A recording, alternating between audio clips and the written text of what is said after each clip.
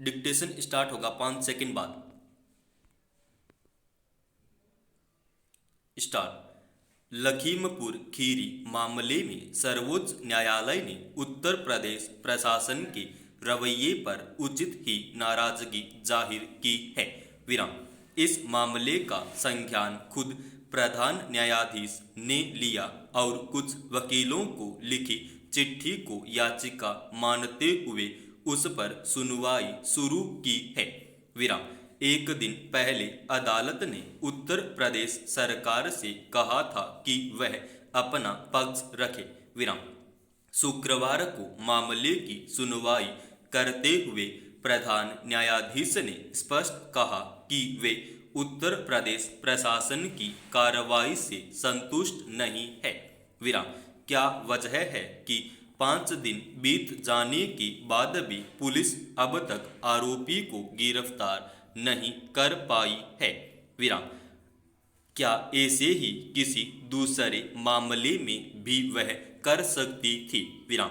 जैसे ही सर्वोच्च न्यायालय ने इस मामले का संज्ञान लिया, उत्तर प्रदेश पुलिस मुख्य आरोपी आशीष मिश्र के घर के बाहर गिरफ्तारी का नोटिस चिपका आई थी। विराम। जब सर्वोच्च न्यायालय ने उसकी गिरफ्तारी की बात पूछा तो उत्तर प्रदेश सरकार ने कहा कि पुलिस ने उसे हाजिर होने का नोटिस दिया है, अगर हाजिर नहीं हुआ तो आगे कार्रवाई करेंगे। विराम। फिर अदालत ने उत्तर प्रदेश सरकार से पूछा है कि इस मामले की जांच किससे कराई जा सकती है। विराम। वहां के पुलिस महानिदेशक को निर्देश दिया है कि जब तक जांच समिति अपना काम शुरू नहीं करती, तब तक वे साक्ष्यों की सुरक्षा का ध्यान रखें। पैराचिन्ह। यह छिपी बात नहीं है कि लखीमपुर खीरी में खाड़ियों से रौंद दिए गए 4 लोगों को और भीड़ हिंसा में मारे गए 4 अन्य लोगों की मौत को लेकर उत्तर प्रदेश पुलिस शुरू से शिथिलता बरत रही है। विराम। इस मामले में चूंकि केंद्रीय गृह राज्य मंत्री के बेटे को नामजद किया गया है और उत्तर प्रदेश में भाजपा की सरकार है, इसलिए प्रदेश पुलिस की शिथिलता को भी समझना मुश्किल नहीं है। विराम। गृह राज्य मंत्री शुरू से अब तक यही कहते आ रहे हैं कि इस मामले में उनके बेटे का कोई हाथ नहीं है। विराम। लेकिन कई वीडियो और प्रत्यक्षदर्शियों के बयानों से अब स्थिति काफी कुछ स्पष्ट हो चुकी है। विराम। गृह राज्य मंत्री की बातें किसी के गले नहीं उतर रही। विराम। किसान आंदोलनकारी और तमाम विपक्षी दल मांग कर रहे हैं कि गृह राज्य मंत्री को उनके पद से हटाया और उनके बेटे को गिरफ्तार किया जाए। विराम। मगर इन दोनों मांगों में से एक पर भी कोई निर्णय लिया जाता नहीं दिख रहा। विराम। हालांकि उत्तर प्रदेश सरकार का कहना है कि इस मामले में दोषियों को किसी भी रूप में बख्शा नहीं जाएगा। विराम। मगर उसका दावा व्यवहार में नहीं दिख रहा। विराम। पैराचिन्ह। सर्वोच्च न्यायालय की इस मामले में स्वतः संज्ञान लेने से लोगों का न्याय मिलने के प्रति भरोसा पैदा हुआ है। विराम। यह छिपी बात नहीं है कि जिन घटनाओं में रसूखदार लोग आरोपी होते हैं, उनमें साक्ष्यों के साथ छेड़छाड़, जांचों को प्रभावित करने और गवाहों को डरा धमका बरगलाकर बयान बदलवाने जैसे काम बहुत आसानी से कर लिए जाते हैं। विराम। इसके चलते अदालतें साक्ष्य के अभाव में दोषियों को बरी करने पे मजबूर होती हैं। विराम। ऐसे मामलों में दोष सिद्धि की दर न्यूनतम है। विराम। मगर सर्वोच्च न्यायालय ने खुद अपनी देखरेख में इस मामले की जांच आदि की जिम्मेदारी लेकर पीड़ितों को न्याय दिलाने का भरोसा दिया है, इसलिए उम्मीद बनी है। विराम।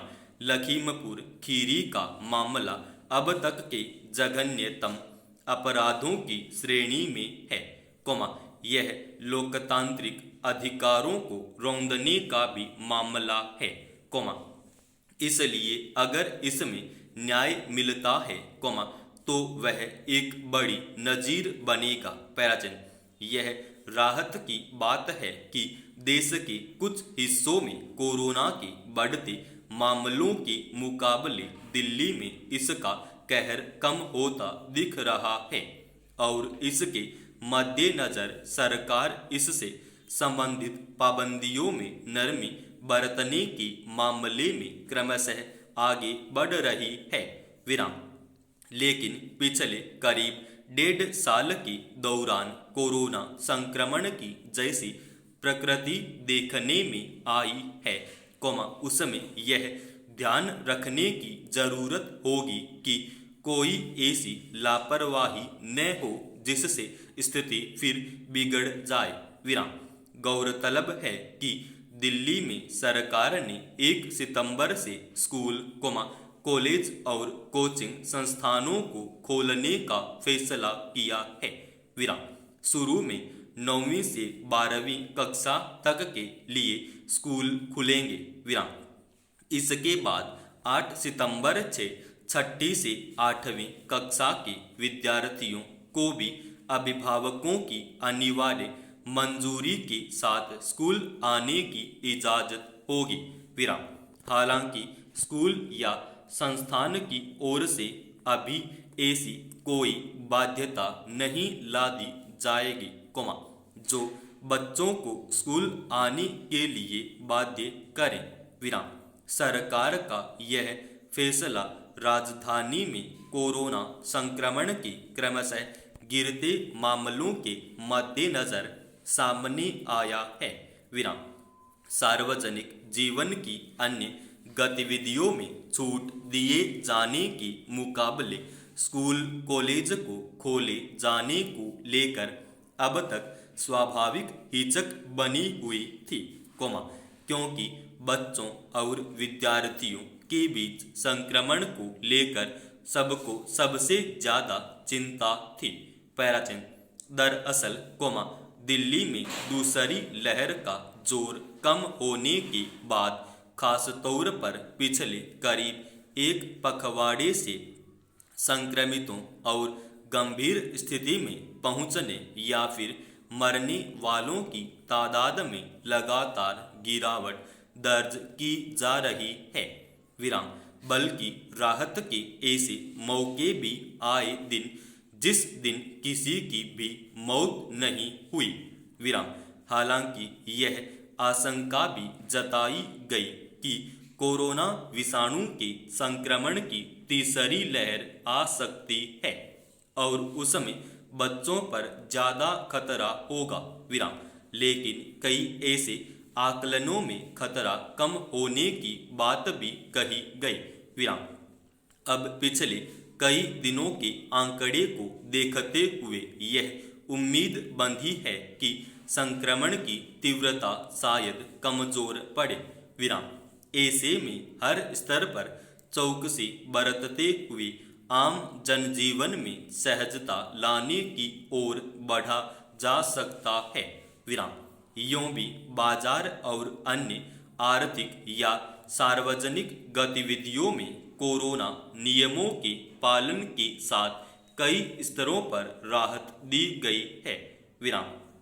इससे पहले उत्तर प्रदेश, बिहार, राजस्थान, गुजरात, हरियाणा सहित कई राज्यों में सरकारों ने चरणबद्ध तरीके से स्कूलों को खोलने का फैसला किया है। विराम। लेकिन देश में संक्रमण की रफ्तार हर वक्त चिंता पैदा करती है। विराम। दिल्ली में यह माना गया कि सभी स्तरों पर सावधानी बरतकर शैक्षणिक संस्थानों का संचालन शुरू किया जा सकता है। विराम। शायद हाल के आंकड़ों के आकलन के आधार पर दिल्ली आपदा प्रबंधन प्राधिकरण और विशेषज्ञ समिति ने दिल्ली में स्कूल, कॉलेज और कोचिंग खोलने को लेकर ताज़ा फैसला लिया। समाप्त।